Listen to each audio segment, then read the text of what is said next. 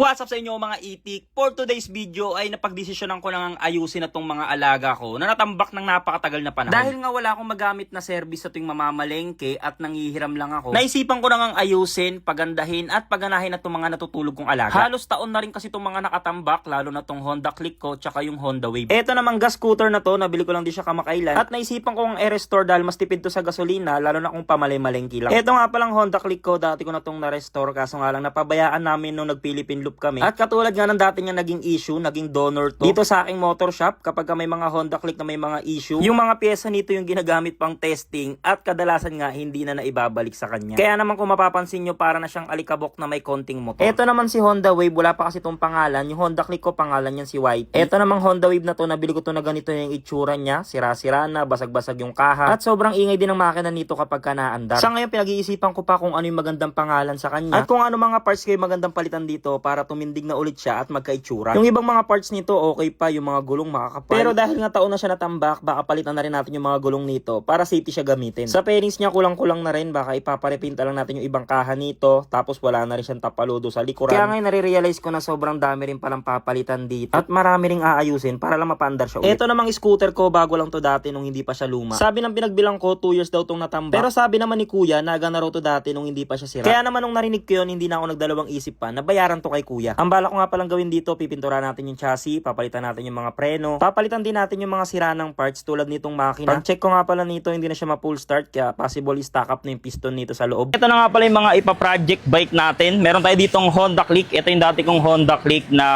nirestore ko, tapos inindo concept ko, kaso ito na naman yung itsura niya, napabayaan. Wala ka na makikita na naman bago. Tingnan yung itsura niya, no? Meron pang parang natapunan pa ata to ng ulam. Tapos nakamags na rin to. Yung gulong niya bagong-bago yan, hindi na nagamit. Ayan. Aayusin ulit natin yan. Papagandahin ulit natin siya. Pero kapag napaganda na natin to, hindi na natin to pababayaan ulit. Tapos meron naman tayo ditong Honda Wave 100. Ito naman, nabili ko lang din to. Ganito na itsura niya. Tapos dati tong naka-setup, naka-tie concept yan. Pero napabayaan lang din. Nabili ko to, ganito na itsura niya. Bala ko rin siyang i-project bike. Ayan, wasak-wasak na yung mga pairings niya. Tapos naka-carb na rin to. May karga na rin to, pero di ko alam kung anong karga nito. Baka dating kargahan to ng kalakal kasi tignan yung itsura niya. Bulok-bulok na. Nakapal pa rin yung mga gulong. Talagang hindi masyadong nagagamit, napabayaan lang. Yan, bubuuin din natin yan. Papagandahin natin siya paunti-unti lang. Tapos ito naman yung isa. Ito yung pinaka-paborito ko sa lahat. Ayan. Scooter.